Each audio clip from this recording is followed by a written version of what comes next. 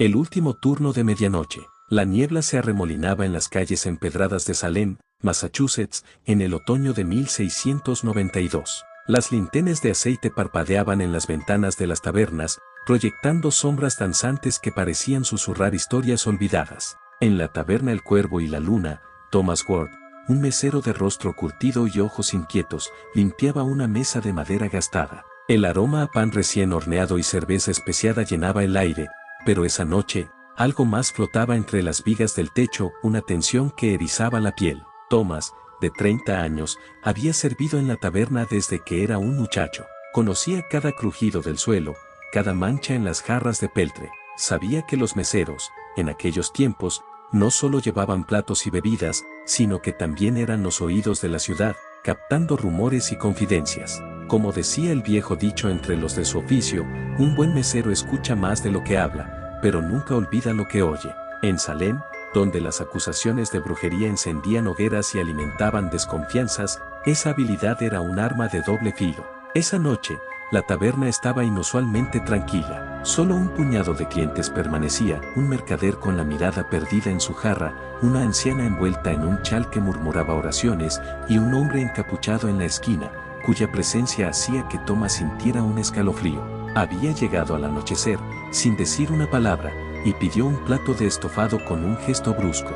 Sus manos, pálidas como la cera, temblaban ligeramente al tomar la cuchara. Thomas se acercó, forzando una sonrisa. ¿Todo a su gusto, señor?, preguntó, mientras colocaba una nueva vela en la mesa. El hombre alzó la vista, y sus ojos, de un gris helado, parecieron atravesarlo.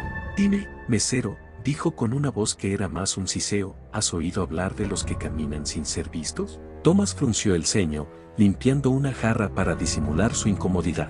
«No sé a qué se refiere, señor. En Salem, las historias son tan comunes como el viento». Pero su corazón latía más rápido. En 1692, hablar de lo sobrenatural era peligroso, las acusaciones de brujería habían enviado a decenas al cadalso. El juicio de Bridget Bishop, ahorcada en junio, aún pesaba en la memoria de todos. El hombre encapuchado sonrió, una curva lenta que no alcanzó sus ojos. «No son historias, Thomas Ward, son verdades que la gente prefiere ignorar». Thomas se estremeció al escuchar su nombre, nunca lo había mencionado. Retrocedió un paso, la bandeja temblando en sus manos. «¿Cómo sabe quién soy?». El hombre no respondió.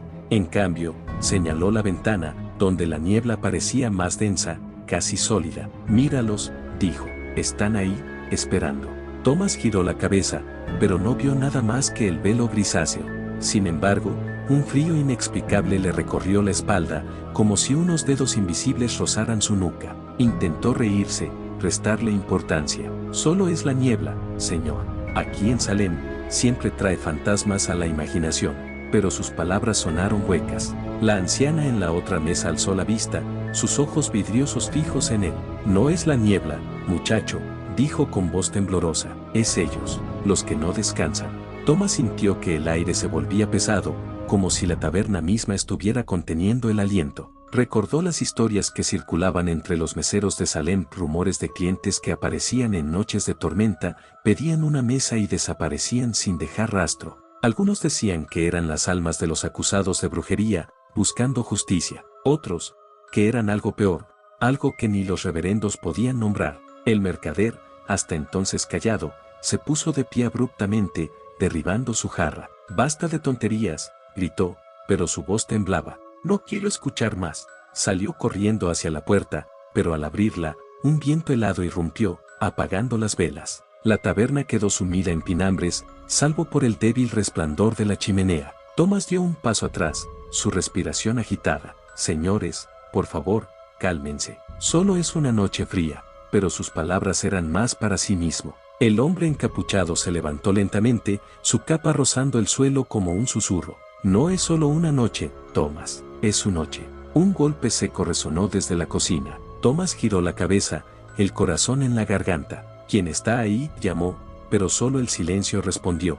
La anciana comenzó a rezar en voz alta, sus palabras un murmullo frenético. Thomas tomó una linterna y, con piernas temblorosas, avanzó hacia la cocina. Cada paso parecía hundirlo más en un sueño del que no podía despertar. Al abrir la puerta, el olor a estofado se mezcló con algo metálico, como sangre. La cocina estaba vacía, pero en el suelo, bajo la mesa, había un charco oscuro que no estaba antes. Thomas se agachó, su mano temblando al tocar el líquido. Era frío, pegajoso, no era salsa ni vino. Retrocedió, tropezando con una silla. Cuando volvió al comedor, el hombre encapuchado había desaparecido. La anciana seguía rezando, pero ahora sus palabras eran un galimatías, como si hablara en una lengua desconocida. El mercader no estaba por ningún lado. Thomas corrió hacia la puerta principal, pero estaba cerrada con llave, aunque él nunca la había trabado. Un crujido lento vino desde las escaleras que llevaban al segundo piso, donde los huéspedes dormían. Thomas alzó la linterna, iluminando la pinambre. Una figura descendía, pero no era humana. Era alta, desgarbada, con extremidades que parecían torcerse en ángulos imposibles. Sus ojos, si es que los tenía, eran pozos oscuros que absorbían la luz. Thomas dejó caer la linterna, el vidrio rompiéndose contra el suelo. Corrió hacia la ventana, pero la niebla ahora parecía viva, presionando contra el cristal como manos ansiosas. Gritó, pero su voz se perdió en un eco que no parecía suyo. La figura se acercó, y con cada paso, el aire se volvía más frío, más denso. De pronto, todo se detuvo. El silencio era absoluto, como si el mundo entero hubiera contenido el aliento. Thomas, temblando, se giró. La taberna estaba vacía. Ni la anciana, ni el mercader, ni la figura. Solo él, solo en la pinambre, con el eco de su propio corazón. Al día siguiente, los vecinos encontraron el cuervo y la luna desierto. Las mesas estaban intactas, las jarras llenas, pero Thomas Ward había desaparecido. Algunos juraron haber visto una figura en la niebla esa noche, llevando una bandeja en la mano. Otros decían que, en las noches de otoño, aún se oían pasos en la taberna, como si alguien siguiera sirviendo mesas que nadie ocupaba.